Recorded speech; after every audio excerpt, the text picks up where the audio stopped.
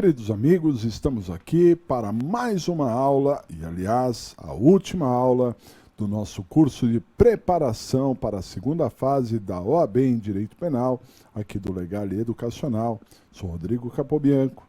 Nós estamos chegando à nossa 24ª aula, não é? Desse nosso curso, e que já estamos nessa estrada a uma longa caminhada. Vocês perseverantes nessa preparação. Eu disse a vocês que ia ser bastante cansativo, mas também disse que ia ser muito produtivo. E se você olhar para trás, você vai ver o quanto você cresceu, o quanto você se modificou, o quanto a sua visão de um processo penal se ampliou. Tenho certeza disso. Vi isso para a maioria dos alunos na correção das peças, né? E percebi esse crescimento. Ele é nítido, né? Não que vocês não soubessem já muitas coisas, é claro, todo mundo tem as suas capacidades, né? Bastante, por sinal, mas o nosso objetivo é a orientação, é traçar os atalhos, né? Criar o mapa para que você consiga superar a OAB e creio eu que nós conseguimos alcançar o nosso objetivo.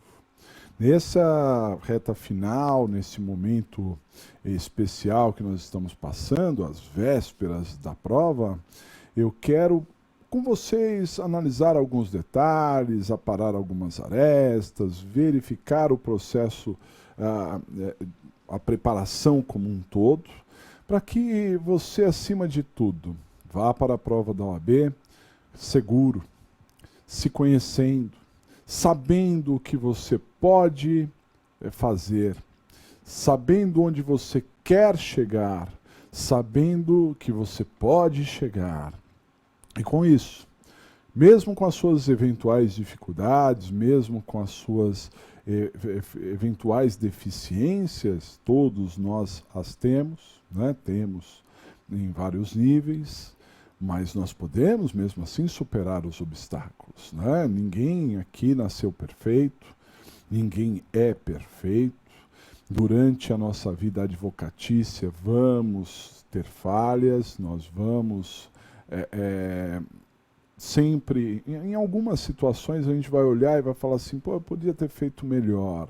Mas o fato da gente despertar para esses detalhes é que vai fazendo a gente ficar realmente melhor. Porque na próxima a gente fica mais atento e assim por diante. Então, espero que com esse nosso curso os seus horizontes tenham sido aumentados, né? E, acima de tudo, também que eu tenha plantado uma semente do amor que nós temos por essas matérias, penal e processo penal, né? Que, sem dúvida nenhuma, e com todo respeito às outras matérias, lida diretamente com a vida, né? Lida diretamente com a liberdade de seres humanos, né? E isso não tem preço. Você, quando vence uma batalha criminal, você pode ter certeza que você está ganhando e combatendo uma grande batalha, não é? E o prazer que você vai alcançar de conseguir vitórias, de conseguir êxito na sua carreira, vai ser, assim, algo indescritível. Nem sempre, infelizmente, essas vitórias se traduzem em dinheiro, né? Seria ótimo se a gente juntasse esse útil ao agradável, né? O dinheiro ao sucesso, de poder vencer, de ter as suas teses acolhidas, de ter as suas argumentações compreendidas e aceitas, né? Mas uma coisa leva a outra e, sinceramente, senhores, depois de tanto tempo, eu percebo que o dinheiro é fundamental, claro, a gente precisa sobreviver, mas ele não é a prioridade. Sem dúvida não é. né? Mas isso é um outro capítulo, isso quando vocês já tiverem superado essa etapa e quando vocês forem aqui no Legale ou em outros lugares, espero que no Legale, né, fazer a nossa pós de penal e processo, né, estar conosco aqui, vendo os detalhes da vida prática e outras coisas mais, aí a gente vai ter mais tempo de conversar. Agora, vamos para a nossa revisão geral. Dá uma olhada na tela. Então, estamos aqui no nosso curso de preparação para a segunda fase da OAB, aula de número 24. Nessa aula de número 24, nós vamos verificar a revisão geral. Vamos falar de revisão geral. Tudo que a gente puder falar, vamos falar na aula de hoje. Não vamos esquecer de nada, hein? Critérios de avaliação. Então vejam, independente dos critérios específicos de cada prova, a OAB sempre analisa os exames tendo por base alguns fatores. Então vejam, nós já falamos que quando você fizer a prova vai ser primeiro liberado um gabarito. Esse gabarito é uma expectativa de assuntos. Cuidado, não simplesmente fique eufórico ou se desespere com o gabarito. O gabarito é assim uma expectativa da peça, o que tem que argumentar, o que tem que responder nas questões, mas não idêntica. Isso que é um ponto. Quando sair o resultado da sua prova, também vai ser liberado o espelho de correção. E o espelho de correção, sim, é fundamental para a gente ver qual foi a divisão dos pontos. Isso nunca é igual de prova para prova, né? A peça principal vale 5 pontos, as questões valem 5 pontos, e a gente tem que ver o que valeu. Uma peça, por exemplo, que tem muitas teses, tem 8 teses, certamente as teses vão ter valores menores, né?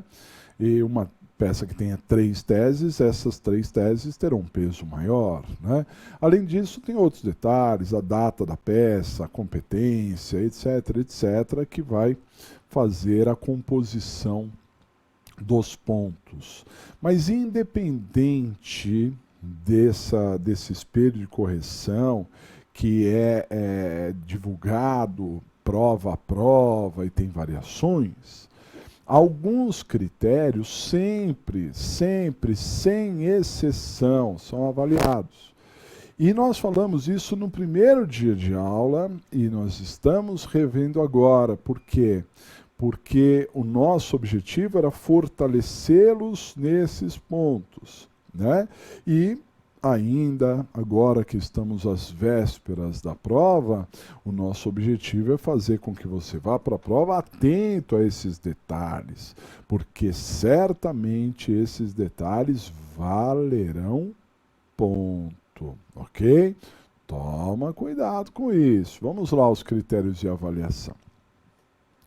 O primeiro critério é a adequação da peça ao problema ou à questão apresentado.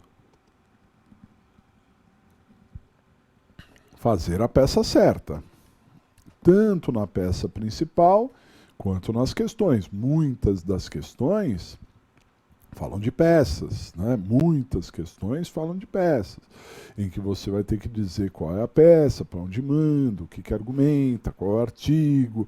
Você só não constrói. E você precisa encontrar a peça certa. Pelo nosso método aqui, pelo raio-x, pelo esqueleto, a gente encontra a peça. Você precisa reduzir o universo. O seu universo é gigantesco. Pode cair agora, nesse momento, enquanto a prova não está na nossa frente, a gente imagina todas as possibilidades. O mundo inteiro pode cair, né? Mas a verdade é que logo de cara você pode reduzir em 75% as possibilidades, né? E reduzindo em 75%, o universo já ficou muito menor, né? Bastando encontrar o momento processual, se é 1, 2, 3 ou 4. encontrou esse momento processual, dentro daquele momento também haverá limitações, porque depende do argumento, do que foi falado ali no problema, você vai caminhar para um lado, vai caminhar para o outro e vai encontrar a peça.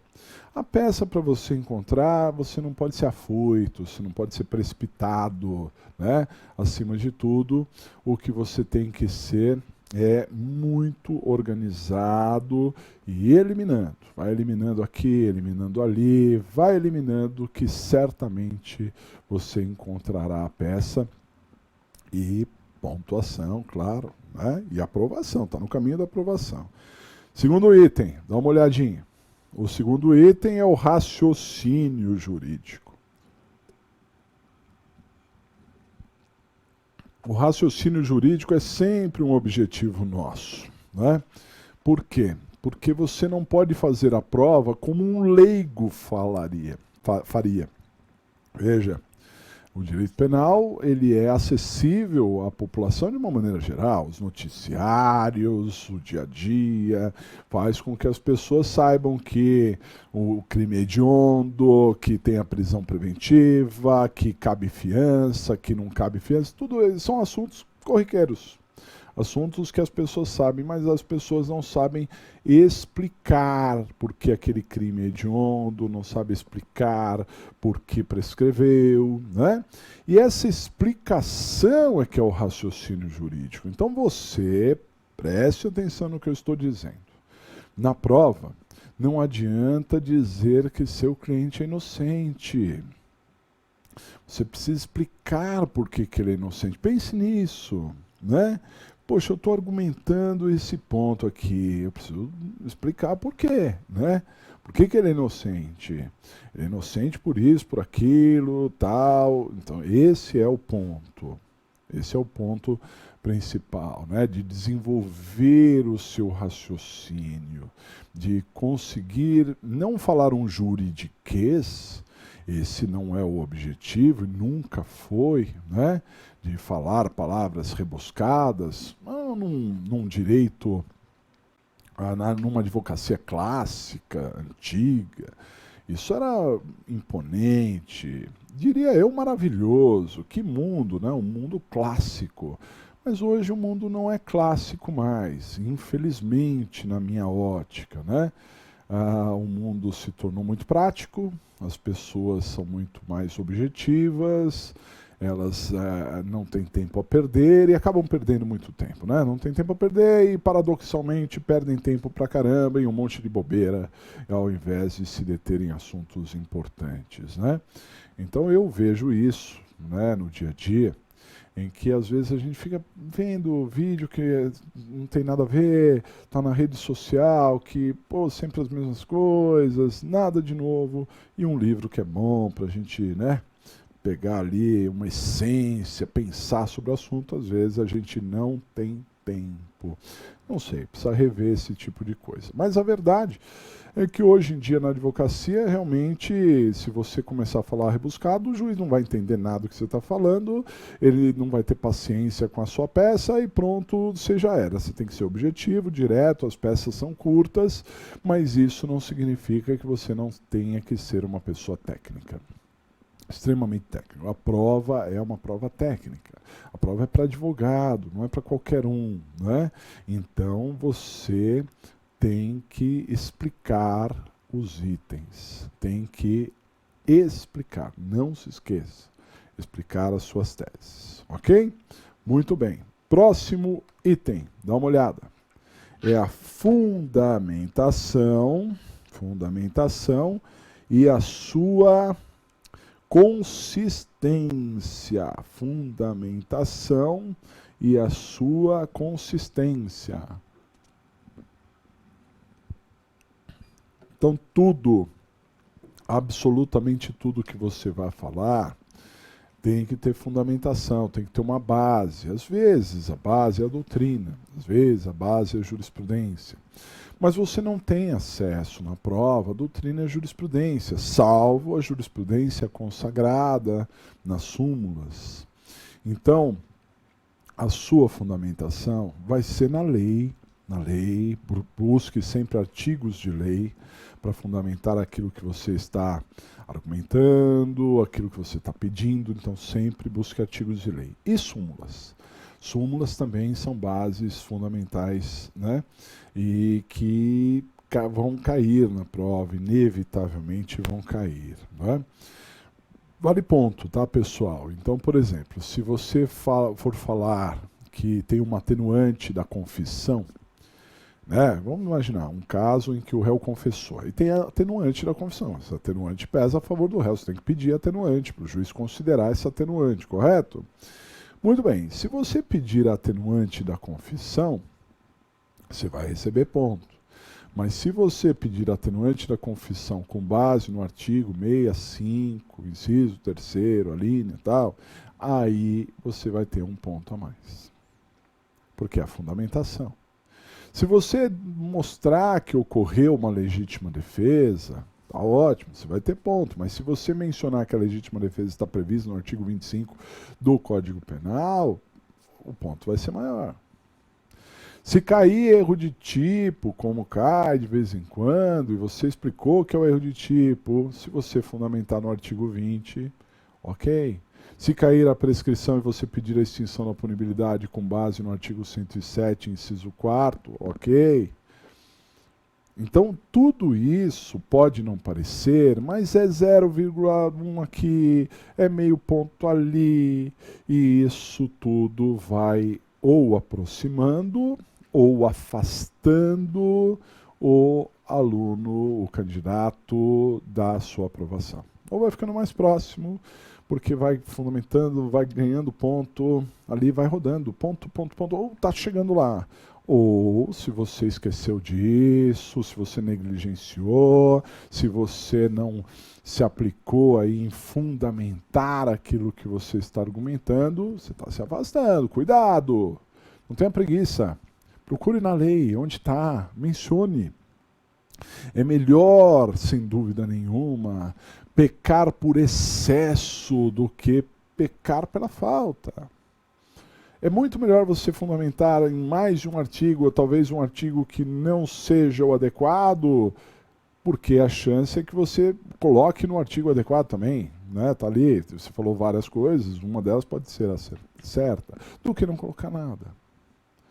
Tá certo? Porque vai valer ponto. E até num recurso, se você tiver que fazer um recurso, eventualmente, tem muitos alunos que passam no recurso, sim, porque não avaliaram algum critério. Então, por exemplo, não fundamentou, tiraram o 0,10, mas aí você descobre na sua peça, lá na linha, não sei o que, tal, o número do artigo. Uma maravilha.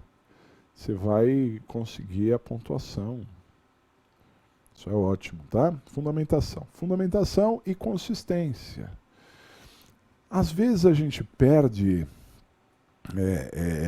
de vista a ideia de que você vai peticionar, de que você vai requerer, que você precisa convencer. Então, uma petição, a atuação do advogado é sempre... deve ser sempre consistente. Aquilo que você for falar, não pode ser falar por falar.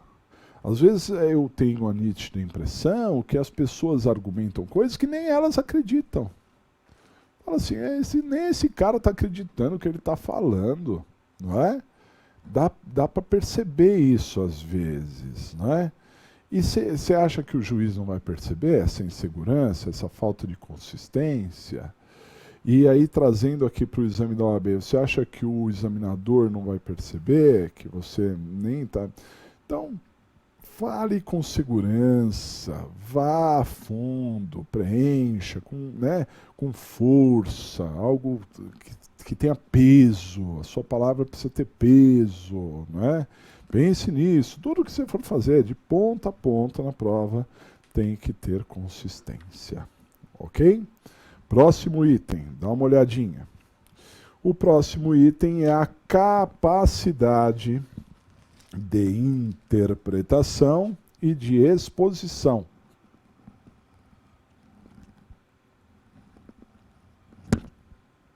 Aqui é algo que você deve ter um cuidado enorme, mas enorme. Por quê? porque isso pode ser decisivo na sua prova, né? A primeira é a sua capacidade de interpretação. Você precisa tomar muita cautela. Às vezes a gente lê uma das questões, principalmente nas questões, na peça principal também, claro, mas principalmente nas questões, a gente lê uma questão, mas lê assim, sem atenção, sem concentração, sem buscar melhor a pergunta.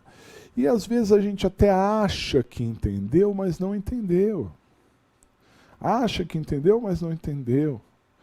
Aí, resultado, se eu não entendi a pergunta, como é que eu vou dar a resposta certa, né?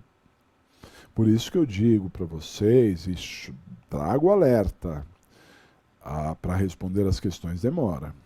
Pelo menos meia hora para cada questão, hein? Por quê? Porque você precisa entender muito bem a pergunta.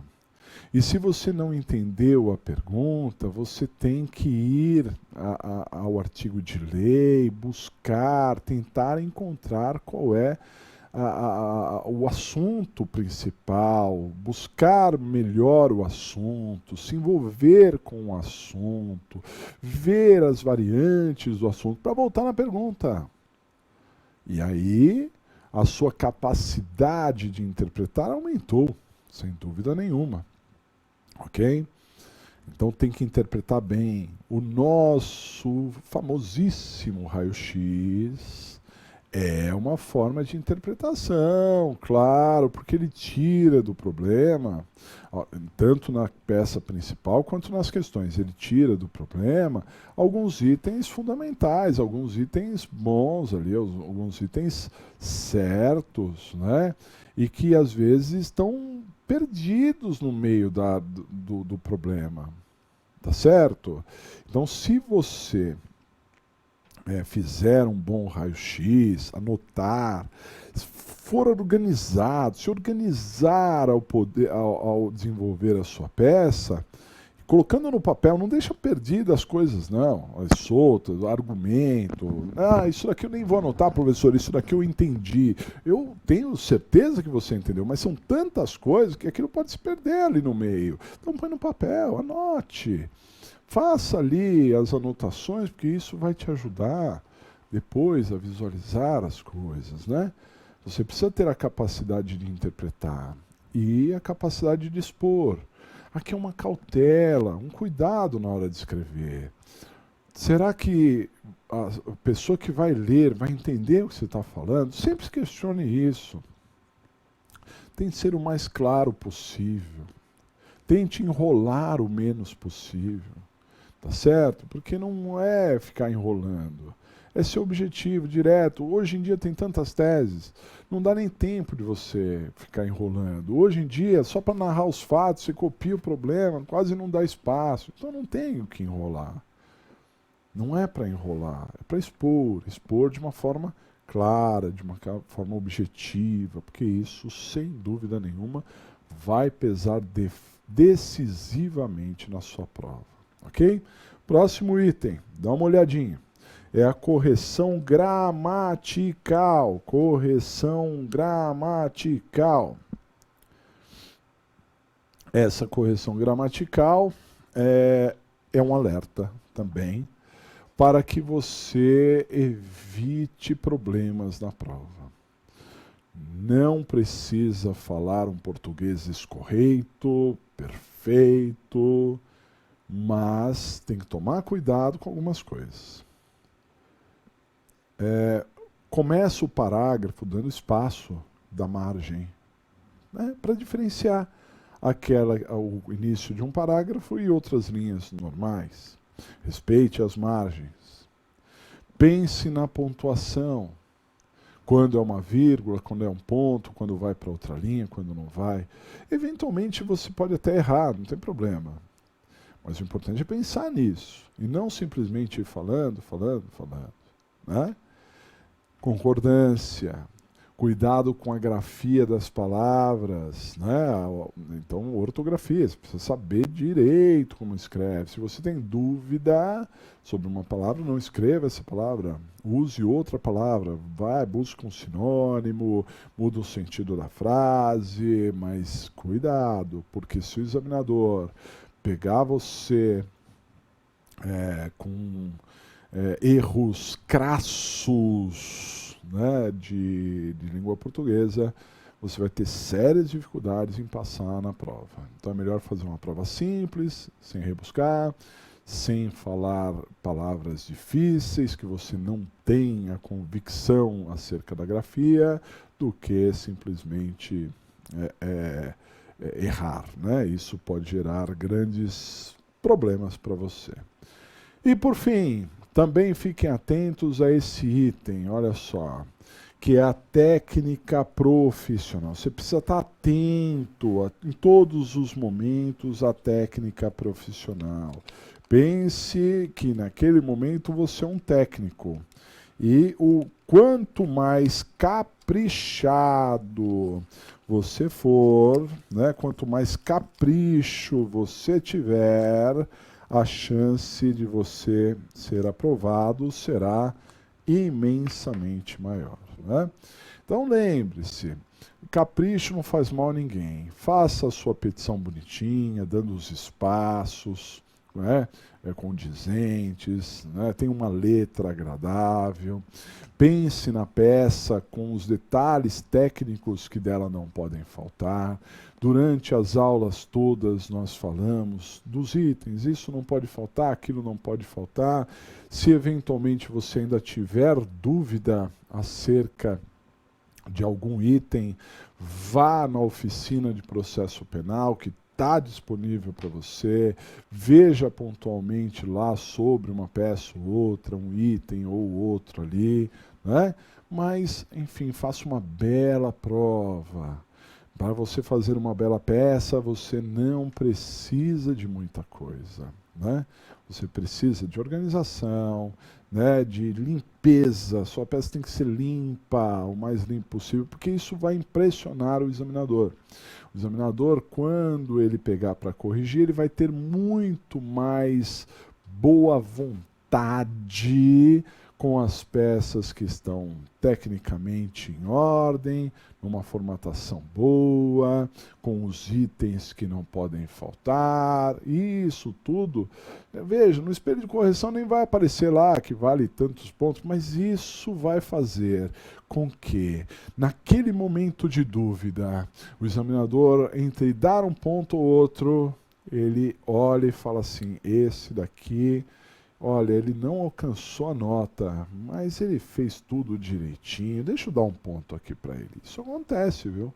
Pode ter certeza que acontece mesmo, ok? Bom, esses são os critérios principais aí que você tem que ter em mente. Vamos seguir. Vamos ver a importância do raio-x. Dá uma olhada. Então vejam só, importância, raio-x, né? Importância para análise do problema ou das questões. O raio-x é importante tanto para análise do problema quanto das questões. Ok? Muito bem. Então olha só. Tópicos do raio-x, os mais importantes tópicos do raio-x. Então vamos lá, quem é o seu cliente? Vocês estão acostumadíssimos com isso, né? Então a gente tem que se basear. Quem é o nosso cliente? Isso é fundamental, poxa, porque às vezes o problema fala de várias pessoas, né? E a gente precisa identificar quem é o nosso cliente, daquelas pessoas, organizando, vendo se ele é réu ou se ele é vítima. Poxa vida, né? A gente precisa tomar cuidado com isso. Na maioria dos casos a gente defende o réu, mas de vez em quando defende a vítima também. Tem que ficar atento, né? Se ele está preso ou se ele está solto, opa, vamos tomar cuidado, porque se ele estiver preso, provavelmente os esforços são para tentar soltá-lo. De alguma forma, para tentar soltá-lo, né? Ele está sendo acusado de que infração? Geralmente isso é explícito no problema. Só não será explícito se você tiver pela vítima, porque aí você precisa saber, a solução do problema mesmo é que você consiga proteger a vítima e descobrir qual crime ela foi vítima, né? Uma vez que você definiu o crime, não se esqueçam da pena em abstrato. Por que a pena em abstrato é tão importante, senhores? A pena em abstrato, que é aquela pena que a lei diz que vai de tanto a tanto, né? A pena em abstrato ela é fundamental para que a gente possa verificar a presença de alguns benefícios. Por exemplo, né, um crime que tem pena de até 4 anos, o delegado pode arbitrar a fiança, tá certo? Um crime que tem pena mínima de 1 ano pode ter suspensão condicional do processo. Um crime que tem pena de até 2 anos é GCRIM, é infração de menor potencial ofensivo, segue o rito sumaríssimo, e assim por diante. Tem vários detalhes para a pena em abstrato, por isso vale a pena você anotar a pena em abstrato também. Ela está à sua disposição, anota lá a pena em abstrato, ok? Mais um item aqui, ó. Dentro do raio-x, a gente verifica se tem pena em concreto. Pena em abstrato sempre terá. Pena em concreto, às vezes tem, às vezes não. Depende, né? Depois, qual é o rito processual? O rito processual é fundamental. Se você ainda tem dúvidas sobre rito, veja a aula de rito lá no comecinho do nosso curso. Na programação tem aí para você vai ver a aula de rito. E a definição do rito é fundamental para você acertar a peça, para você acertar o pedido, porque você sabendo a sequência, né, fica muito mais fácil. Até competência depende do rito, às vezes, né, porque se for procedimento do júri, você vai mandar para o júri, GCRIM, você vai mandar para o GCRIM. Isso é importante para você definir qual é o procedimento. Não se esqueçam, reveja a matéria de procedimento se o caso, ok? Mais um item do raio-x. Também vamos ver se o problema tem datas, se a gente vai anotar essas datas, né? E para que se refere. Eu desenvolvi aqui. Nas aulas a gente colocou tudo como um item só. Mas agora, só para a gente lembrar também das idades, né? Então falou de idade, vamos ver se as idades são pertinentes, está tudo certo. Pode ser o réu menor de 21 anos à data dos fatos, maior de 70 na sentença. Isso pode pesar a seu favor, né? Tem benefícios como atenuante, como diminuição da prescrição, que é importante. E a ação penal também. A ação penal, a gente vai olhar no artigo do crime, nos artigos seguintes. Se disser procede-se mediante queixa, é porque a ação é privada.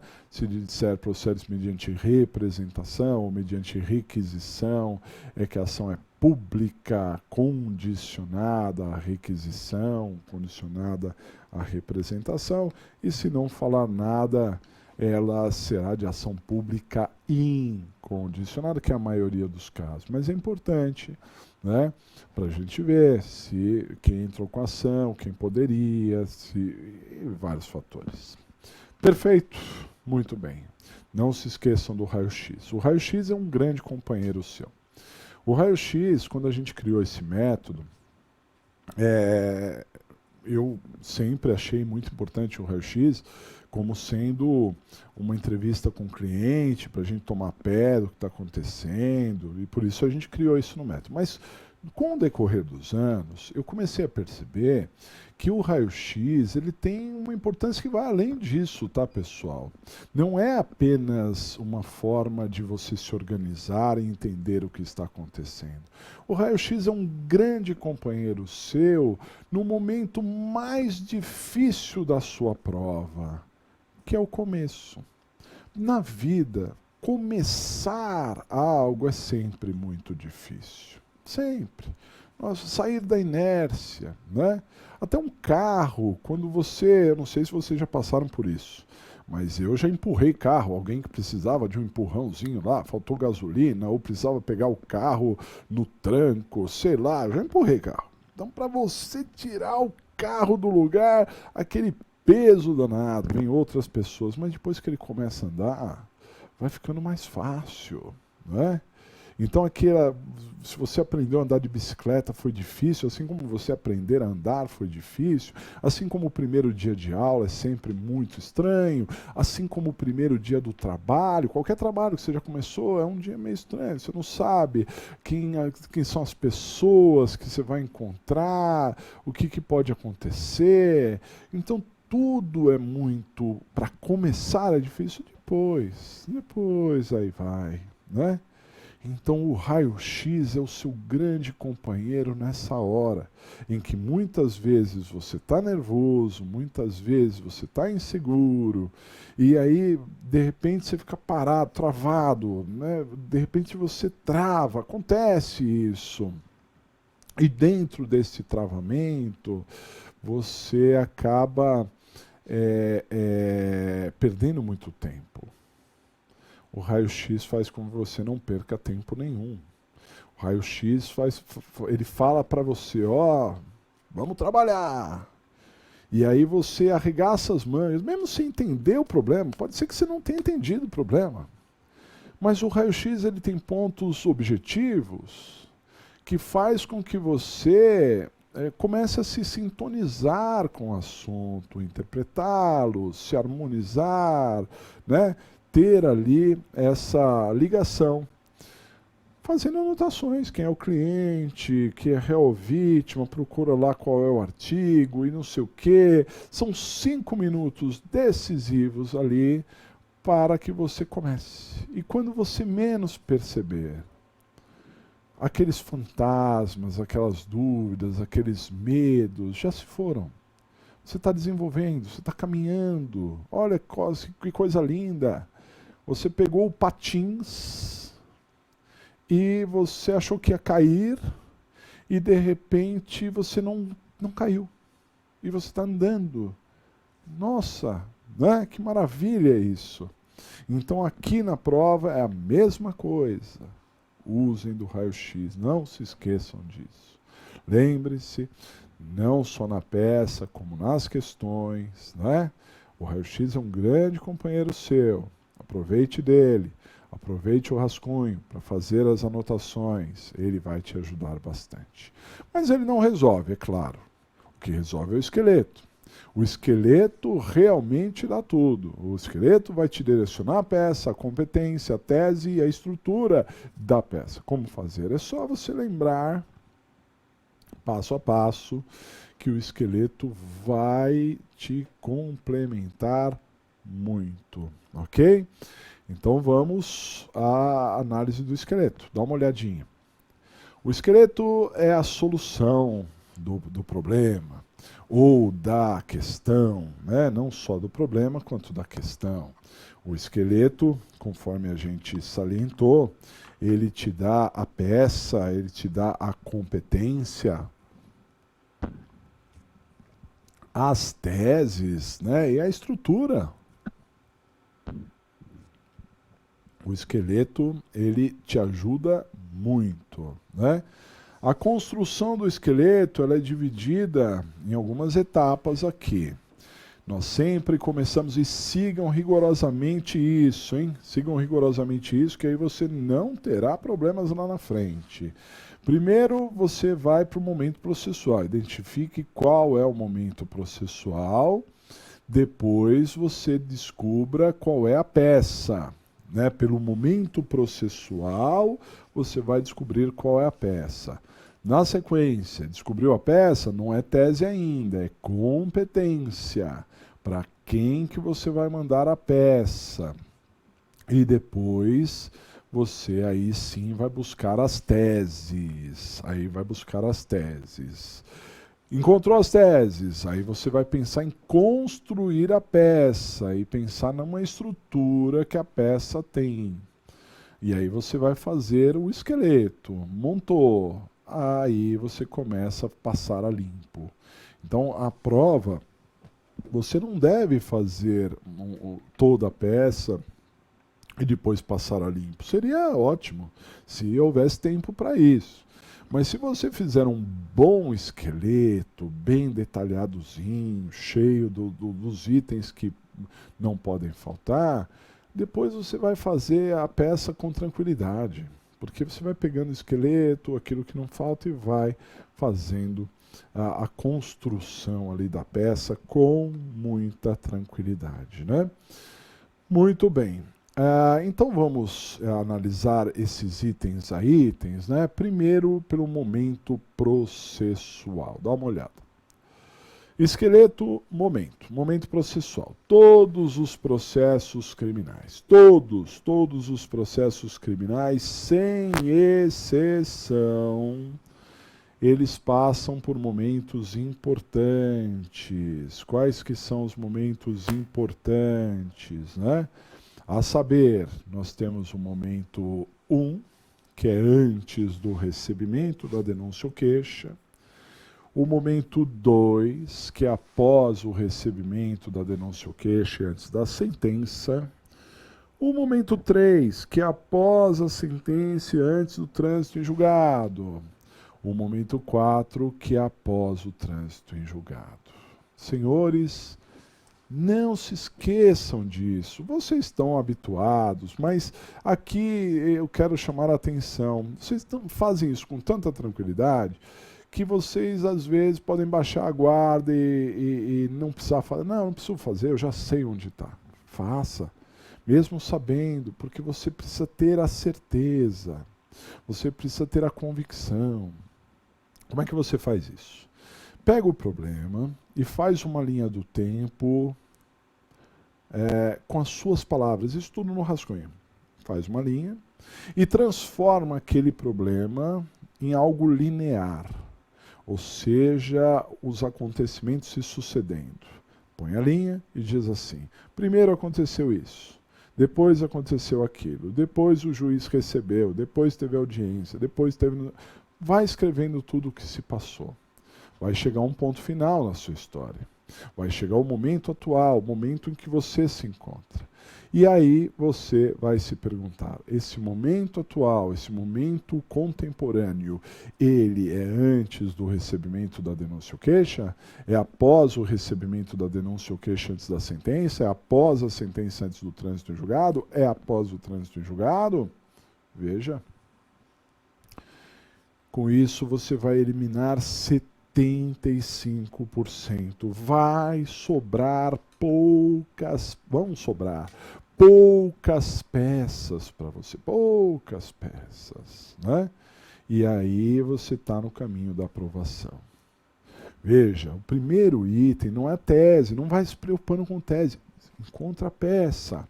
E para encontrar a peça, momento processual, é isso que vai te ajudar, ok? Bom, vamos relembrar quais são as peças de cada um dos momentos processuais. Vamos a elas. Então, vejam só. No momento 1, né? Então, vamos lá. Ó. Momento processual. Dependendo do momento processual, é cabível uma categoria de peças. Então, no momento 1, pelo réu. Lembre-se, eu já falei para vocês que no momento 1 a gente pode atuar pelo réu ou pela vítima, né? Então, pelo réu, no momento 1, nós podemos ter algumas peças e perceba, geralmente no momento 1, pelo réu eu não entro no mérito. E por que eu não entro no mérito?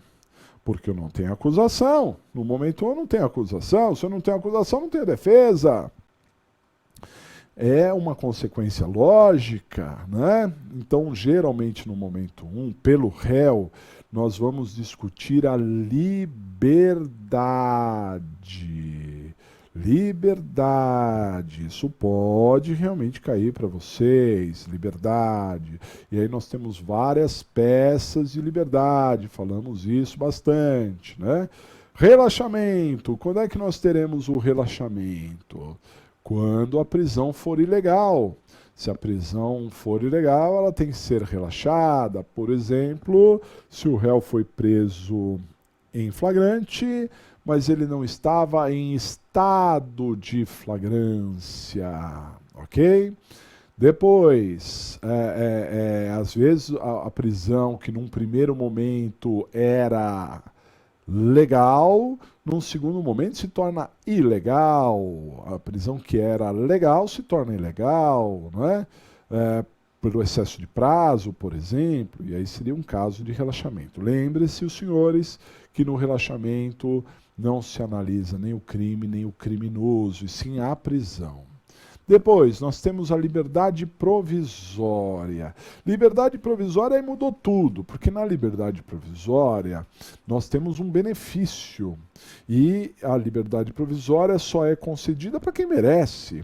Assim sendo, se você tiver no momento 1, o seu cliente está preso, mas o problema discorre que ele é primário, de bons antecedentes, ele tem residência fixa, ele tem emprego lícito, aí você olha o crime, você vê que é afiançável. Liberdade, claro, provisória.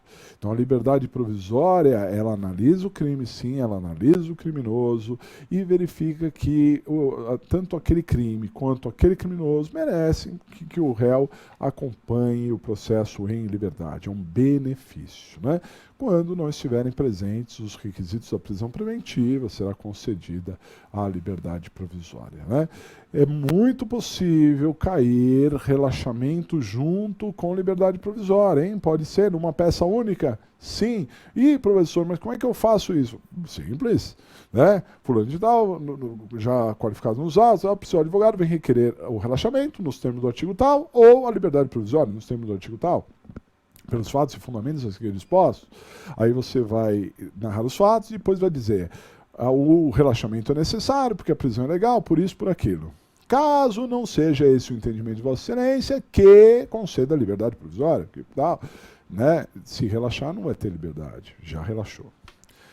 E ao final você vai pedir que seja determinado o relaxamento ou concedido a liberdade provisória com a expedição de alvará de soltura. É possível cair as duas de uma vez. Ok? Fiquem atentos. Tem que ser as duas do começo ao fim. Só isso, uma dica, né? Outras peças de liberdade é um pouco mais difícil, mas pode cair, dá uma olhada. Então nós temos também a revogação da prisão preventiva ou revogação aqui da prisão preventiva ou a revogação da prisão temporária, em que, neste caso, a prisão foi decretada pelo juiz, mas você tem elementos novos que podem modificar a opinião do juiz, né? De início se entendia que o juiz entendia que era necessária a prisão preventiva ou que era necessária a prisão temporária, mas você tem elementos novos que podem mudar a opinião do juiz, né? E aí dá ali a necessidade da revogação da prisão preventiva ou da prisão temporária. Se você pediu o relaxamento, a liberdade ou a revogação e foi negado, HC. Negou a liberdade, o relaxamento, HC. Não tem caído como peça principal, mas nas questões é possível HC sim, hein? Agora perceba, é possível também o HC direto quando, por exemplo, o juiz decreta a prisão sem fundamento. Aí você não vai pedir para revogar. Se o juiz decretou a prisão sem fundamento, você vai determinar ali que aquela já é uma autoridade coatora, você entra com HC, né? Também, eventualmente, caberia HC para trancar o inquérito ou trancar a ação penal, se estivesse no momento 2, né? Muito raro isso, mas nas questões seria possível. Não tem nenhuma peça prevista para aquele momento e você tem argumentos de mérito. Então você pode pedir o HC para trancar o inquérito, trancar a ação penal, né? Dependendo da situação. HC negado no tribunal, não se esqueçam, ROC para o STJ, né? HC negado no tribunal, ROC no STJ. Que mais em favor do réu no momento 1? Vamos dar uma olhadinha. Então, nós temos ainda a possibilidade do MS, mandado de segurança, o que é raríssimo, nós vimos aí, raríssimo, é difícil de cair, e muito difícil também a defesa preliminar, que está no procedimento de funcionário público, no artigo 514, e do CPP, e também no procedimento da lei de drogas, no artigo 55 da lei de drogas, né? Então, esses dois procedimentos têm a defesa preliminar, e essa defesa ela é feita após o oferecimento da denúncia e antes do recebimento da denúncia. E por isso, quando você faz uma defesa preliminar, você deve pedir para que o juiz não receba a denúncia. Não esqueçam disso, né? Essas seriam as peças em favor do réu no momento 1. Assim, na minha opinião, peças de liberdade, as que tinham mais chance de cair aqui, é relaxamento e liberdade provisória. Já caiu o relaxamento, liberdade provisória ainda não, no unificado, né? Mas é possível cair, ok? Essas peças são sempre possíveis cair. Muito bem. Depois, nós temos ainda pelo momento 1, a vítima, pode ser, momento 1, olha, de vez em quando cai, hein? Se você estiver lá no momento 1 e estiver pela vítima, o que fazer? Não, pela vítima é uma moleza, né? Pela vítima é uma moleza, porque acusar é sempre mais fácil do que defender, né? Então, pela vítima, você pode acusar o réu, ou você pode lidar com patrimônio. A vítima também tem questões relacionadas a patrimônio. Vamos ver as peças possíveis pela vítima no momento 1. Dá uma olhada. Então, ó, peças cabíveis no momento 1 pela vítima, né? As 3 peças primeiras aqui, elas dizem respeito à acusação, não é? Isso tudo depende da ação penal. Se a ação penal for pública incondicionada e não tiver inquérito, não tem nada, você tem que pedir a instauração do inquérito. Perfeito? Uma petição lá para o delegado, requerendo a instauração e tudo bem. Se a ação for pública condicionada, aí você entra com a representação para o delegado também. E que é igual ao pedido de instauração, apenas muda o nome, representação. Mas o que tem chance mesmo de cair é a queixa-crime, já caiu, se repete, toma cuidado. Isso se a ação for privada. Se você está no momento 1, está pela vítima, a ação é privada, manda ver na queixa, hein? Ou se a ação for pública e o Ministério Público tiver perdido o prazo para entrar com a denúncia. Se a ação for pública e o MP perdeu o prazo para entrar com a denúncia, então significa que é caso de entrar com uma queixa-crime subsidiária. É caso de transformar aquela ação que era pública numa ação privada. Ok? Fiquem atentos, isso cai, hein? Cuidado, toma cuidado. Principalmente a questão da queixa e também relacionada a crimes contra a honra, né? A queixa está muito ligada a crimes contra a honra, internet, essas coisas são sempre muito importantes, né? Bom, pode ser que você esteja pela vítima, mas a discussão não é acusar ninguém. A discussão é você discutir patrimônio. Aí tem outras peças possíveis pela vítima. Dá uma olhada. Então aí vem a parte de baixo aqui, né? São essas 3 últimas aqui, né? Então você tem o mandado de segurança, quando um direito líquido e certo, né, estiver sendo atacado, isso em favor da vítima, nós vimos aqui em aula. Nós temos também um pedido de restituição de coisas apreendidas, né? Imagine que o problema fale sobre algo que foi apreendido da vítima e a vítima quer aquilo de volta, então pode pedir a restituição para o juiz e até mesmo o sequestro de bens do investigado, né? O investigado pode estar adquirindo bens com proveito do crime, né? Se o investigado adquiriu bens com indícios de que ele utilizou do proveito do crime, nós precisamos bloquear esses bens. Esse bloqueio é o sequestro, de acordo com o artigo 125 e seguintes do CPP. Mas, sinceramente, essas questões relacionadas a bens, a chance é nas questões, não na peça principal.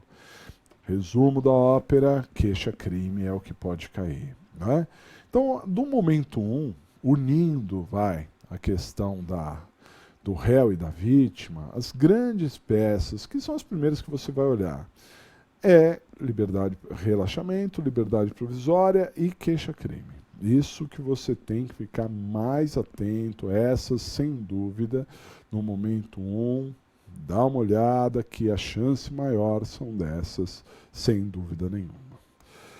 No momento 2, aí nós temos duas favoritas, né? A gente já falou muito disso, e aqui aumenta significativamente a chance de cair na prova, porque é muito mais relevante do que o momento 1. Porque no momento 1, você discute assuntos, mas você discute assuntos de uma maneira limitada. Essas peças do momento 2 têm uma argumentação ilimitada. Tanto na resposta quanto nos memoriais, você pode argumentar de tudo, você pode falar sobre tudo, você pode falar sobre o mérito, e o mérito inclui a materialidade, a autoria, a pena. Você não vai falar da pena na resposta, mas nos memoriais você pode falar sim, né? Salvo do júri. No júri você não fala da pena, nos memoriais também, mas você fala do mérito. Você pode falar de extinção da punibilidade, tanto na resposta quanto nos memoriais, pode ter lá prescrição, pode ter nulidade, pode falar sobre uma infinidade de assuntos. Então, quando na peça você pode falar sobre muitas coisas, a chance dessa peça cair acaba sendo maior.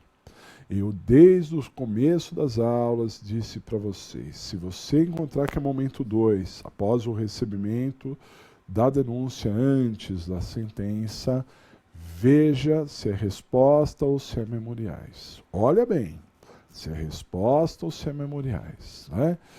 Porque a chance de ser um ou outro é enorme.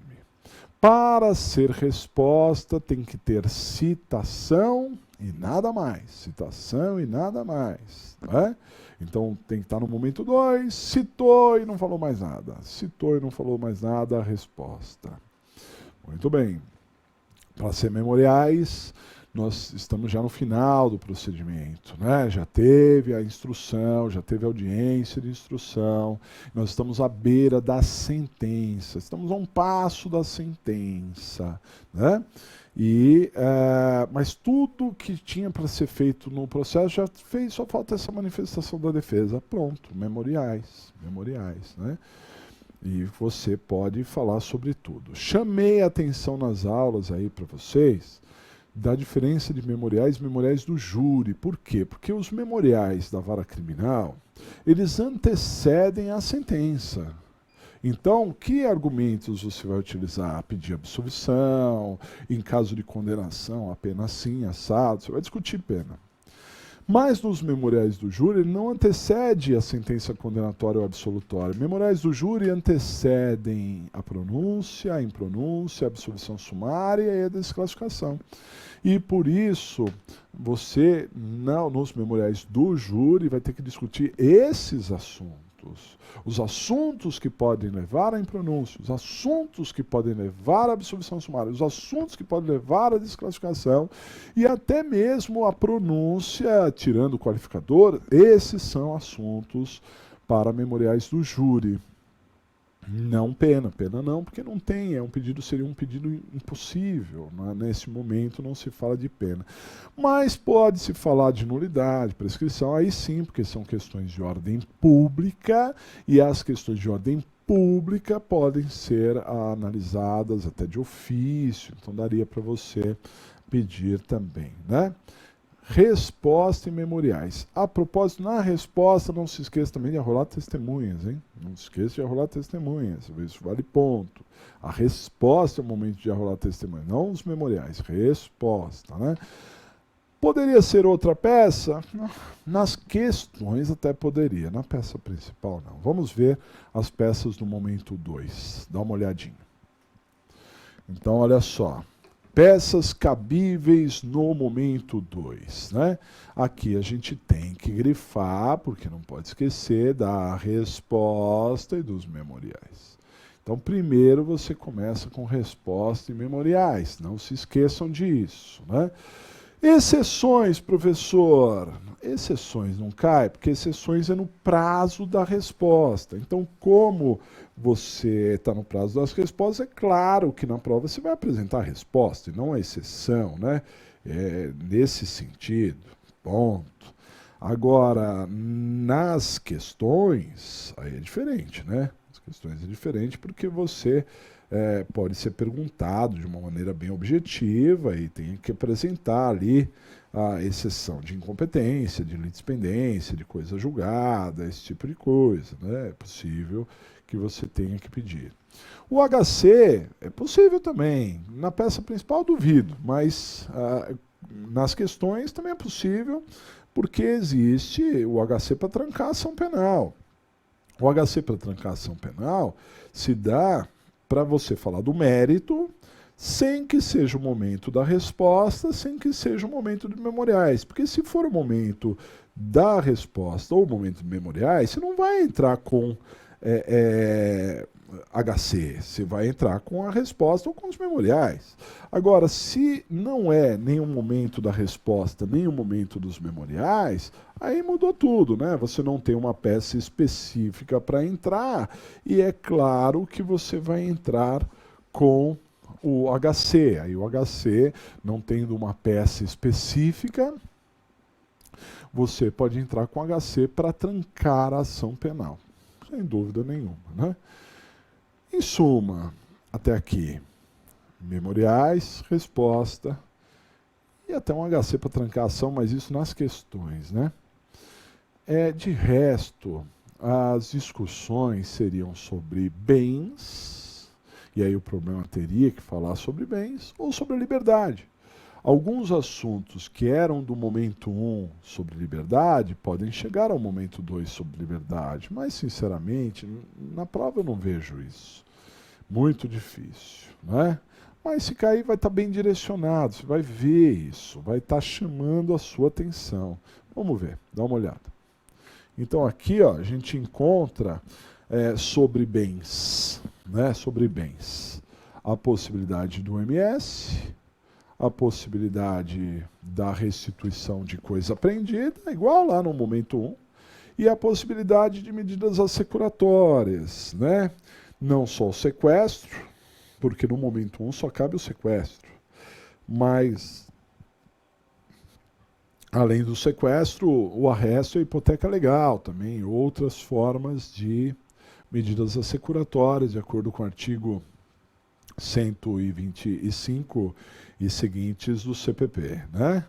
E, por fim, nós temos ainda a possibilidade de liberdade, né? Mais precisamente aqui, ó, né? Quando a gente fala sobre o relaxamento e sobre a revogação de prisão preventiva. Esses assuntos que são próprios do momento 1 podem chegar no momento 2. Claro, pode chegar no momento 2, sim. Tanto o relaxamento quanto a revogação podem ser objetos do momento 2, né?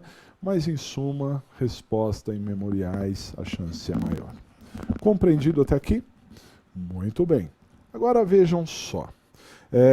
Eu falei até agora do momento 1, eu falei do momento 2, né?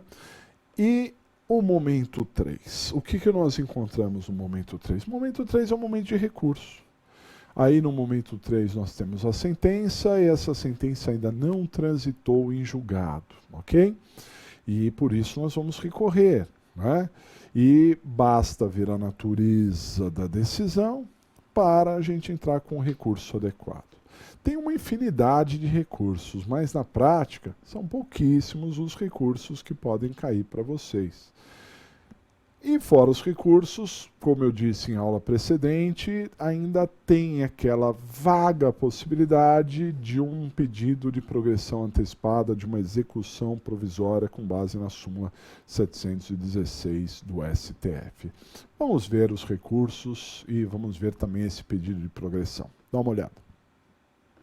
Então, olha só, peças cabíveis no momento 3, né? Embargos de declaração de sentença. Quando é que seria embargos de declaração de sentença? Quando uma sentença for omissa, contraditória, ambígua, né? Uma sentença que não é clara. Falou uma coisa e depois falou outra. Muito difícil, porque o assunto é muito pequeno. Vale lembrar que a fundamentação legal será o artigo 382 do CPP ou artigo 83 da Lei 9.099, se for lá. Embargos de declaração de acórdão. Aí é o acórdão, que é omisso, contraditório, ambíguo, né? E a fundamentação legal é o artigo 619 e também o artigo 620 do CPP. Reze, aí já é um candidato, hein? Reze já é um candidato. Recurso em sentido estrito.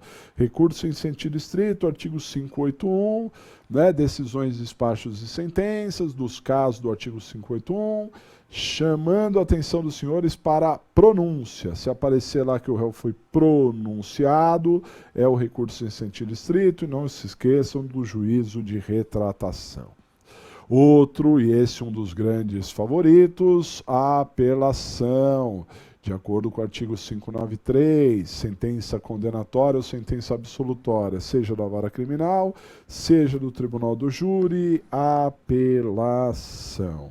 Outras fundamentações legais, além do artigo 593, temos também o artigo 416 do CPP, quando se fala de absolvição sumária ou de impronúncia, e também o artigo 82 da 9.099, quando se fala de G-CRIM, ok? Embargos infringentes, embargos de nulidade. Nas questões, ok. Na peça principal, muito difícil. Embargos infringentes ou de nulidade, só se for um acórdão não unânime, desfavorável ao réu. Acórdão não unânime, desfavorável ao réu. O réu perdeu o recurso, mas teve um voto a seu favor. E com base nesse voto, entra-se com embargos. Serão embargos infringentes se o voto vencido falar do mérito. Será embargos de nulidade se o voto vencido falar do processo. Ok? Fácil, hein? Outro aqui que tem chance de cair, hein? ROC. Recurso ordinário constitucional. Por quê? Porque aí nós temos um HC, ou mandado de segurança, que foi negado. Foi julgado e negado. HC ou mandado de segurança. Se o HC ou mandado de segurança foi negado num tribunal superior, ou decisão sobre crimes políticos, ROC para o STF. Se o HC ou mandado de segurança foi negado no Tribunal de Justiça ou no TRF, ROC para o STJ, que é o que mais tem chance de cair. Recurso especial e extraordinário são conhecidos os senhores. Recurso especial para o STJ, quando houver um acórdão que viole lei federal ou que seja contrário à jurisprudência. E quando você tem um recurso extraordinário, o acórdão violou a Constituição Federal, não é? Dessa forma, recurso extraordinário para o STF. Para os dois precisa de pré-questionamento, para o recurso extraordinário precisa de repercussão geral. Há ainda a possibilidade de um agravo para destravar o recurso especial extraordinário, isso é com base no processo civil e não cairia para os senhores, mas só para saber que existe. A carta testemunhável seria no caso de negar seguimento ao recurso em sentido estrito ou ao agravo em execução. Se negar seguimento ao recurso em sentido estrito ou ao agravo em execução, carta testemunhável. E por fim, o pedido de progressão, sobrou aqui, pedido de progressão antecipada com base no artigo 716, a súmula, 716 do STF. O que seria esse pedido de progressão antecipada? Às vezes o réu apela, ele foi condenado, o MP não apelou, portanto a pena não aumenta, mas o réu apela. E na pendência da apelação, o réu que está preso já cumpriu o prazo para a progressão. Então, independente do recurso que ainda não foi julgado, ele poderia pedir uma progressão antecipada. Em termos de questões, esse me parece um assunto importante. Em termos de peças, aí eu acho que peça principal, eu acho muito, mas muito difícil. Muito, mas muito difícil. Momento 4. Bom, então do momento 3. Apelação, reze, ROC. Me parece que são os três principais, principalmente, claro, apelação. A apelação é grande favorita, né? Momento 4. Momento 4 eu já disse aos senhores se é um caso de execução ou não execução. Vamos ver quais são as peças do momento 4? Dá uma olhada. Então, peças cabíveis no momento 4. Depende se a discussão é sobre a execução ou a discussão é sobre a fase de conhecimento. Se a discussão for na execução, se o problema falou do trânsito em julgado, mas o problema também falou do trânsito em julgado, mas também falou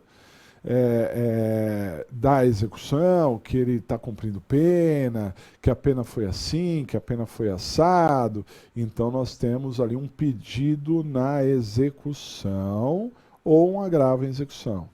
Lembre-se, para os senhores, que agravo em execução é só se tivermos uma decisão do juiz das execuções. Quando há uma decisão do juiz das execuções, nós temos que agravar, agravo em execução, ok? Mas se não há nenhum tipo de decisão do juiz da vara das execuções, eu não posso agravar. Não posso agravar se não há uma decisão. Aí eu tenho que fazer um pedido de acordo com o artigo 66 da LEP. Geralmente os pedidos mais corriqueiros é o pedido de livramento condicional e o pedido de progressão, né? Mas com chances menores do que agravo. Agravo é uma peça que cai na prova, tem que tomar muito cuidado. Agravo em execução, que segue o mesmo padrão do RES, e, portanto, tem juízo de retratação. Agravo em execução, a gente tem que ficar muito atento, né? Se o problema falou do trânsito em julgado, mas não contou nada da execução, então a discussão é sobre a fase de conhecimento, em que caberia HC, porque HC cabe sempre, e caberia também a reabilitação, porque o sujeito já está condenado, já cumpriu pena e já pode se reabilitar, ou seja, tirar da folha de antecedentes aquele antecedente. Mas o que tem chance de cair, claro, é a revisão criminal, com base no artigo 621 e seguintes do CPP. A revisão criminal é uma ação própria, uma ação individual em favor do réu. Não existe revisão em favor da sociedade, a revisão é sempre pró-réu, não é? E então ela precisa de uma sentença condenatória transitada em julgado, e na revisão tem chances boas de cair para vocês, porque a revisão também é uma peça que você pode argumentar de tudo. Você pode falar do mérito, nulidade, dentro do mérito você pode falar da materialidade, da autoria, da pena, e outros tantos assuntos, né? Então a revisão é uma chance de passar a limpo algo que foi julgado de maneira inconsistente lá no passado e que você provoca para que seja analisado novamente, né? A revisão, como eu disse, ela tem fundamento no artigo 621, a competência está no 624 e o pedido está no 626. É bem tranquilo, bem linear, para que a gente consiga entender ali qual seria a competência, o pedido e tudo mais, né? Em suma, do momento 4, agravo em execução e revisão criminal, né? Com isso, a gente já chega às principais peças. Do momento 1, eu falei de relaxamento, liberdade provisória e queixa. Do momento 2, eu falei de resposta de memoriais. Do momento 3, eu falei de apelação, rese e ROC. E do momento 4, eu falei de agravo em execução e revisão criminal. São 10 peças. 10 peças. Parece muita coisa, mas não é. Isso depende do momento processual. Essas são as peças que têm a maior índice de chance de cair. Ok? Mas mesmo assim, mesmo dentre essas, algumas têm mais chance que outras. Na minha opinião, as duas sempre favoritas são memoriais e apelação. Ainda que tenha caído no exame anterior, pode cair de novo. E pode cair de novo. Pode se repetir porque já se repetiram na história da OAB. Não é? Mas outras peças também são importantes, principalmente aquelas que dão para argumentar mais. Fiquem atentos, você vai conseguir acertar. Uma vez que você descobriu qual é a peça, a gente precisa definir a competência. E aí a gente deu uma dica bem simples. Indica qual a instância e quem dentro da instância. Vamos ver. Então, olha só. Descoberta a peça adequada, você precisa definir a competência. E para isso, use do seguinte método. Você precisa saber a competência, use do seguinte método.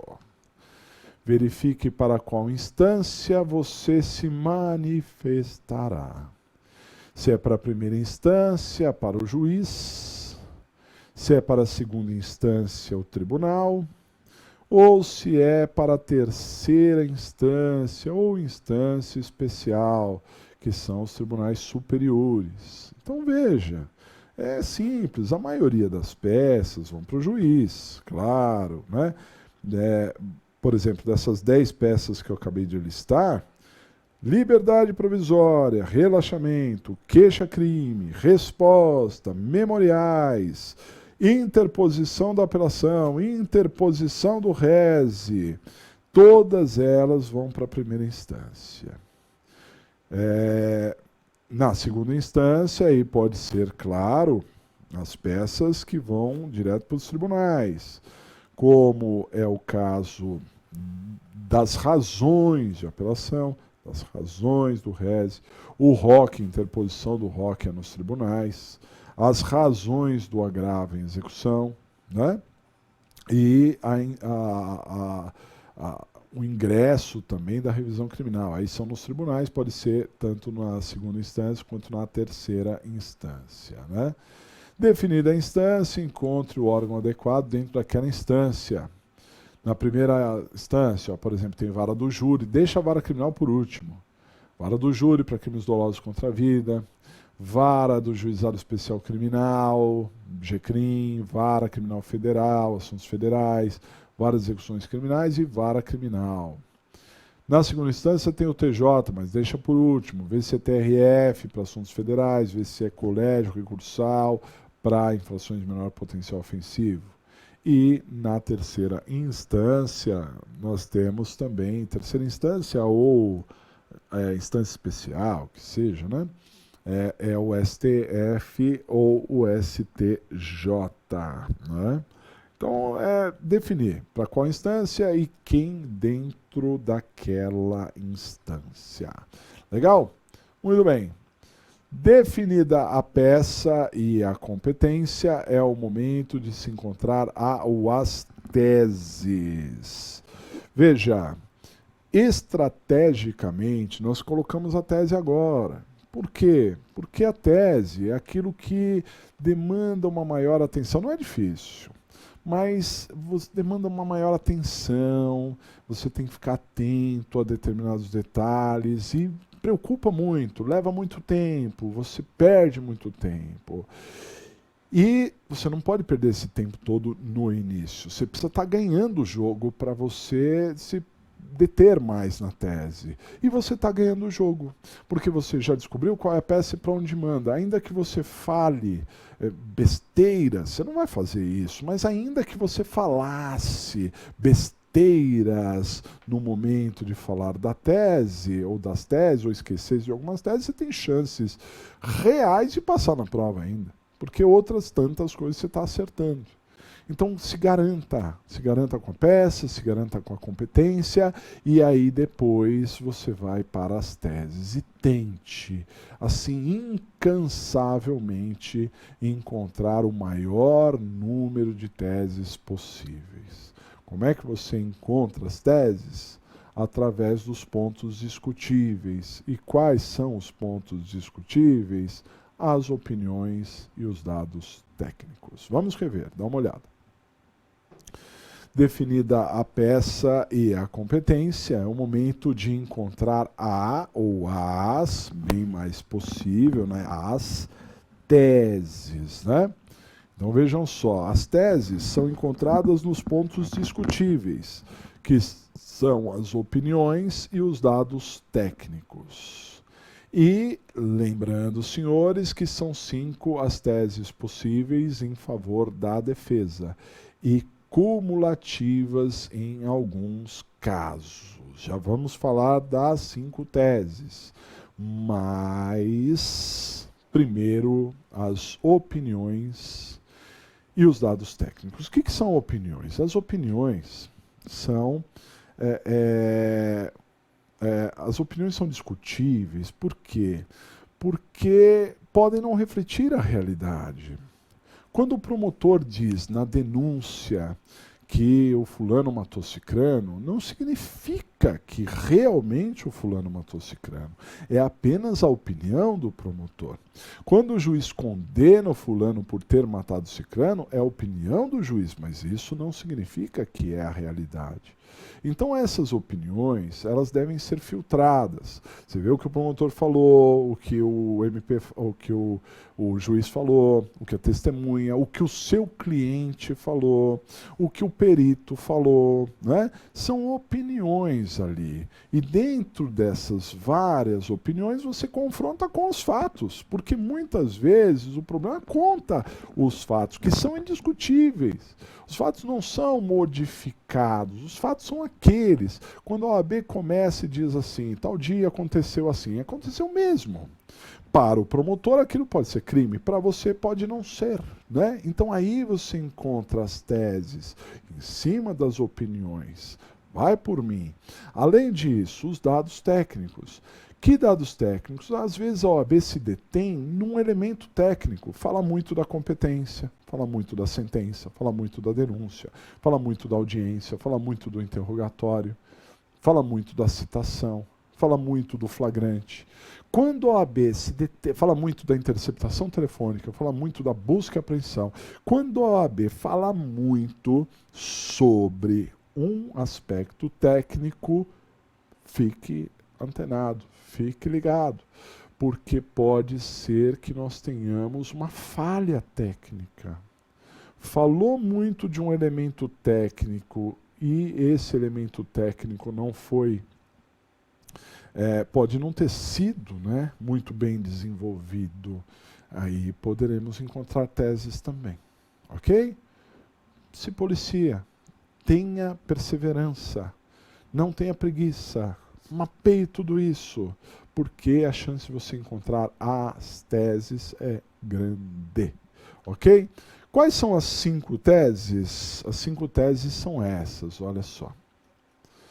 Então, teses em favor da defesa. São 5 teses. A tese de falta de justa causa, a tese de nulidade, a tese de extinção da punibilidade, a tese de abuso de autoridade e a tese de requerimentos por parte do réu. Requerimentos por parte do réu. Né? Então, a tese de falta de justa causa inevitavelmente cairá na prova, porque a falta de justa causa diz respeito ao mérito, e o mérito é a materialidade, a autoria e a pena. Inevitavelmente vai cair, seja na peça principal, seja nas questões, geralmente na peça principal. Para que nós tenhamos uma falta de justa causa, é claro que a OAB precisa falar do crime, falar da autoria, falar da pena. Você não pode inventar nada na prova. Por isso, para você discutir uma tese de falta de justa causa, é a OAB que tem que falar bastante sobre o crime. Se ela falou muito sobre o crime, pode ser que não tenha crime. Se ela falou muito sobre a autoria, pode ser que não tenha autoria. Se ela está discutindo a pena, pode ser que realmente tenha coisas a discutir ali na pena. Ok? Essa é a tese de falta de justa causa. A segunda tese também cai. Cai menos que a falta de justa causa, mas também cai. Qual que é? Dá uma olhada. A segunda tese é a tese de nulidade. No que diz respeito à nulidade, nós temos vícios processuais. Vícios processuais que tiraram o processo do trilho. O processo segue uma sequência lógica, um desenvolvimento lógico, e às vezes alguma coisa foi mal feita, gerando prejuízo. Então, nulidade. Não entramos no mérito. Entramos no processo mal desenvolvido, nulidade, ok? A próxima tese, ela é muitíssimo importante. Qual que é? Dá uma olhada. É a extinção da punibilidade, com ênfase na prescrição. Eu disse aos senhores que a extinção da punibilidade, ela não extingue o crime, a culpa, o processo. A extinção da punibilidade, ela acaba com a capacidade do Estado de punir. O Estado, que é o único detentor do ius puniendi, pode perder essa capacidade por vários motivos, lá do artigo 107, mas, além disso, né, quer dizer, não é só o artigo 107, tem outros artigos, outras leis, e até jurisprudência falando de extinção da punibilidade. A causa mais importante de extinção da punibilidade, não tenho a menor dúvida, é a prescrição. Prescrição é fundamental. Reveja as aulas de prescrição para se fortalecer, porque a chance de cair é enorme. A próxima tese. A próxima tese é abuso. Abuso de autoridade. E aqui, o próprio nome diz, se nós temos um abuso de autoridade, significa que nós temos uma autoridade, seja ela um delegado, um juiz, um desembargador, um ministro, que está desrespeitando um direito do réu, desrespeitando um direito do réu. Então o réu, ele merece a liberdade, o juiz não concede. O réu, ele merece a progressão, o juiz nega. O réu não merece ser preso, o juiz manda prender. Né? Então isso é abuso de autoridade, um desrespeito ao direito do réu. E a última tese de defesa, a quinta e última tese, é essa daqui, ó. Requerimento por parte do réu. Às vezes não há abuso. Nada foi negado. Não foi negado. Mas também nada foi pedido. Então nós, enquanto advogados, precisamos identificar nos 4 momentos processuais benefícios que a lei conceda para os nossos clientes, né? Então nós precisamos ver que no momento 1 tem benefícios, no momento 2 também, e assim por diante. E requerê-los. Então de vez em quando cai requerimento. Acho o que mais tem requerimentos é o momento 4, que é a execução, muitas vezes. Na execução tem vários benefícios que podem ser pleiteados, né? Não significa que as outras fases processuais não tenham benefícios também, mas eu chamo a atenção à execução, que a execução ela tem ali muitos benefícios, principalmente capitaneado pelo artigo 66 da LEP, que diz o que o juiz da execução pode decidir, e é evidente que se o juiz da execução pode decidir, você pode requerer. O juiz da execução pode decidir, você evidentemente pode requerer, né? É um belo guia para você ver o que pode fazer em favor do seu cliente. Compreendido? Legal, pessoal. Tudo certo? Maravilha. Muito bem, seguindo, né, dentro do nosso esqueleto, né, nós temos a estrutura das peças, né, e aqui a gente também viu bastante que as peças, todas elas, e a propósito, são peças muito parecidas às vezes. Aproveite essas horas que antecedem a prova para ver quais peças são muito parecidas com outras, né? Mas todas as peças têm 5 etapas, 5 partes. E o segredo está em você fazer parte por parte. Dá uma olhada. Então, esqueleto, estrutura. Toda peça processual pode ser dividida da seguinte forma. Nós temos o endereçamento, o preâmbulo, a narração dos fatos, do direito, que é argumentação e fundamentação, e o pedido. Sobre o endereçamento, o que a gente tem que falar? Todas as peças começam com excelentíssimo senhor doutor. Não se esqueçam disso, né? Excelentíssimo senhor doutor. Depois o cargo que a pessoa ocupa. Delegado de polícia, juiz de direito, desembargador, relator ou desembargador presidente, ministro, relator, ministro, presidente. Eu falei de juiz de direito, mas podia ser juiz federal, ou na segunda fase do júri, juiz presidente também, né? Então, tome cautela. Depois do cargo que ele ocupa, onde ele trabalha, da vara criminal federal, da vara do júri, da vara do juizado especial criminal, da vara das execuções criminais, do Tribunal de Justiça de um estado, do Tribunal Regional Federal de uma determinada região, do Supremo Tribunal Federal, do Superior Tribunal de Justiça, né? Se é um delegado de polícia de algum distrito policial de uma cidade, então você tem que dizer de onde ele vem. É só fazer por partes que você acerta com tranquilidade. Depois, o segundo item, qual que é? Dá uma olhada. O segundo item é o preâmbulo. O preâmbulo é aquela parte em que alguém vem entrar com alguma coisa. É a primeira parágrafo, né? E aí, primeiro, fique de olho se é uma petição inicial ou não. Se for uma petição inicial, precisa qualificar as partes, porque não existe autos, então você precisa qualificar as partes. Se você não tiver os qualificativos, não fique inventando não. Coloque nacionalidade 3 pontinhos, Estado Civil 3 pontinhos, RG 3 pontinhos, CPF 3 pontinhos, com endereço na rua 3 pontinhos, tá bom. Tá tudo certo, tá qualificado, tá bonito. Agora, há casos que já existe autos, você já colocou autos 3 pontinhos, aí você diz, fulano qualificado nos autos, né? Para o seu advogado, não esqueça que na queixa-crime tem que ter procuração com poderes especiais, né? No resto não precisa, mas procuração com poderes especiais. Vem oferecer, se é uma inicial, oferecer, propor, apresentar. Se é um recurso, interpor. Se é embargos ou se é uma exceção, opor, tá certo? É determinado fator. Requerer a liberdade provisória, requerer o relaxamento, requerer a progressão de regime, né? Apresentar memoriais, apresentar resposta à acusação, nos termos de um artigo. Você precisa de um artigo, você precisa definir o artigo da sua peça. Não esqueçam disso também, ok? Nos recursos ainda tem um pouquinho mais de coisa. Você ainda tem que pedir que as razões subam para o tribunal. Se for o résio, se for o agravo, não pode esquecer do juízo de retratação.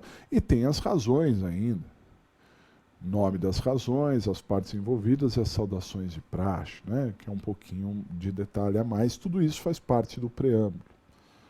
Tranquilo. Depois vem uma parte também muito leve, muito light. Qual que é? Dá uma olhada. Estamos falando da narração dos fatos. Vimos bem a narração dos fatos. É o histórico. O juiz ou o desembargador, sei lá, quem vai ver a sua petição tem que entender o que está acontecendo. E a narração dos fatos, ela não opina. Ela diz o que está acontecendo. E atenção, você vai narrar o que aconteceu, mas cuidado para não ficar acusando seu cliente, ficar agressivo. Ele matou, ele fez isso. Não, sempre teria matado, supostamente, está sendo acusado. É assim que você vai utilizar. O juiz o condenou dizendo isso, aquilo, aí tudo bem, aí é a expressão do juiz, não é a sua expressão, é a narração dos fatos, isso aconteceu porque o juiz agiu assim, fez assado, né? A narração dos fatos não é fundamental, mas precisa fazer a narração dos fatos. Na queixa-crime é fundamental. Próximo item. O próximo item é o direito, é o desenvolvimento ali, a argumentação, a fundamentação. Aí sim você vai dar a sua opinião, você vai dizer o porquê das coisas. Às vezes o direito é dividido em preliminar e mérito. E como nós dissemos em outra aula, isso só ocorrerá se você tiver ao menos um argumento de mérito e ao menos um argumento de que não é mérito. Se todos os argumentos forem de mérito, você não vai fazer essa divisão. Se todos os argumentos não forem de mérito, você não vai fazer essa divisão. Você tem que ter um mérito e pelo menos um não mérito. Aí você fala, preliminarmente, o processo está aivado de nulidade, no mérito, o réu merece ser absolvido. Preliminarmente, tem a prescrição, por isso, por aquilo. No mérito, o réu merece ser absolvido, ou a pena reduzida, ou alguma coisa assim. E o pedido é o próximo item, dá uma olhada. O próximo item é o pedido. O pedido tem que saber pedir, né? No pedido você não argumenta. No pedido você vai direto ao assunto. Relacionado com o seu argumento. Tudo que você argumentar, você vai pedir. Sempre fundamentadamente. Se você diz que não tem crime, ele merece ser absolvido. Ou se você diz que não tem prova, ele pode ser impronunciado no júri. Né? Se ele merece a liberdade provisória, você pede a liberdade provisória. E assim por diante, né, pessoal? Analisem bem a aula que a gente falou de pedido, porque tem vários itens ali, preciosos, que não podem faltar, né? Bom, vamos a algumas observações finais? Dá uma olhada. Então, sobre as questões, eu quero chamar a atenção para vocês da importância, primeiramente, do raio-x e também a importância do esqueleto, do raio-x e do esqueleto, hein? É muito relevante mesmo, tá, pessoal? Porque isso vai fazer com que você entenda melhor a pergunta. Faça raio-x e esqueleto nas questões. Reserve tempo. Você precisa de pelo menos meia hora para resolver cada questão. Se organize, tem que se organizar, tem que ver tudo sobre o assunto antes de responder. Tudo sobre o assunto antes de responder. E fiquem de olho nas súmulas. As súmulas, elas caem muito nas questões. Procure súmulas. Veja as remissões que a lei traz, né? Procure súmulas, que as súmulas caem. Dicas finais. Primeiro, palavras que podem fazer você achar a peça. Como é que é isso, professor? Bom, se falou lá de citação e nada mais, resposta. Se já teve instrução, memoriais. Se tem uma sentença, recurso. Se já transitou em julgado, são palavras que podem te indicar. Se o réu está preso, pode ser alguma questão relacionada à liberdade. Se você advoga pela vítima, fique atento, né? Pode indicar a peça. São algumas palavrinhas que você deve colar e ficar atento. Próximo item. Palavras que podem fazer você usar a tese. Aí são as opiniões, aí são os dados técnicos, né? Isso você tem que ficar de olho. Se o seu cliente falar alguma coisa, você tem que falar igual, né? Não pode ir contra o que o seu cliente fala, né? Então fique de olho, porque tem sempre alguma coisinha lá que pode indicar as opiniões, os dados técnicos, chamou muita atenção, né? Esse próximo item eu acho bem interessante, dá uma olhada. É palavras limitadoras. Acontece muito. Veja, o juiz disse apenas, tão somente. Isso limita. Se ele está falando apenas, tão somente, é porque foi pouco. Foi pouco. Já se liga, foi pouco. Né? Próximo item. Datas e idades, porque datas e idades são referências.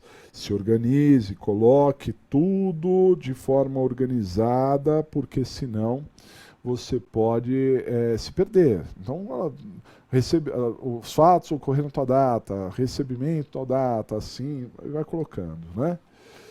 Outro item, peças semelhantes, né? Pegue as horas que antecedem e vejam que muitas peças são bem parecidas, com pequenos detalhes que mudam um de outro. Isso vai te dar uma segurança maior para que você faça a prova com bem tranquilidade, né? E o último item, dá uma olhadinha, o pedido.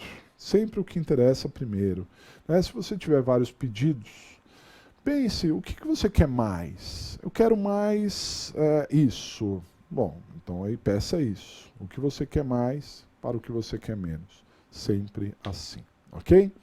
Para finalizar, dá uma olhada. Senhores, não tem como passar na prova se você não for disciplinado, seguir rigorosamente as nossas dicas. Siga, vá, se organize, saiba o que você está fazendo, de que forma você está fazendo, anote tudo. Tenha atenção aos mínimos detalhes e a atenção vai levar à concentração. Se você está fazendo um pedido, é só o pedido que interessa. Se você está fazendo um endereçamento, é só o endereçamento que interessa. E, acima de tudo, vontade.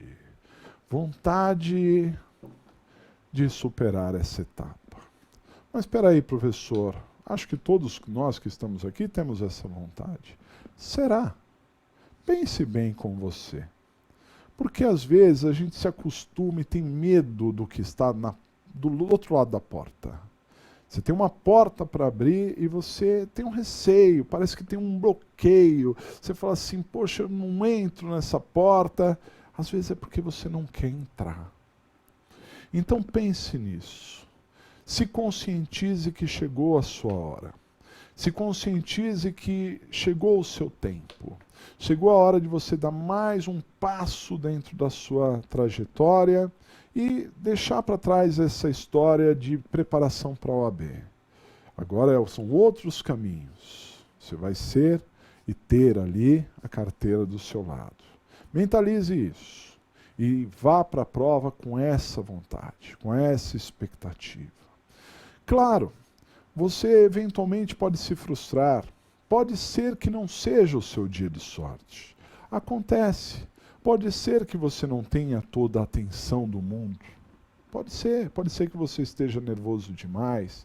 Pode ser que você tenha um problema em casa, um problema com a família, um problema com o trabalho. Tudo isso, às vezes, conturba a nossa trajetória, isso conturba e traça uns percalços. Mas, acima de tudo, pense que você se preparou. Pense que você fez o que foi possível. Talvez poderia se preparar mais, claro, mas você tem capacidade. Você tem condições de passar. E se você não passar, certamente é porque alguma pequena falha você teve e vai ser dada nova oportunidade. E você vai corrigir e você vai abrir essa porta e vai entrar. Vá sem esse peso na prova. Vá sem esse peso que não faz você andar, você rasteja. Não, Você vai para a prova leve, vai para a prova fazer aquilo que der para fazer, dentro dos seus conhecimentos, dentro da sua capacidade, que já é mais do que suficiente para você passar. E se eventualmente o medo bater, se eu não passar, todo mundo tem medo. Né? Ter medo não é não ter coragem. O importante é enfrentar o medo. E saber que se você eventualmente não passar, você vai passar logo, logo. Mas essa não é a sua última oportunidade. Se você for sem esse peso, eu tenho certeza absoluta que você vai fazer o melhor e vai sim, desta feita, passar na prova. Ok? Desejo a todos vocês uma grande prova, desejo a todos vocês êxito e espero contar com vocês aqui no Legale, não só na minha matéria, quanto em outras matérias, porque aqui nós somos uma grande família. Um grande abraço para todos vocês, até mais.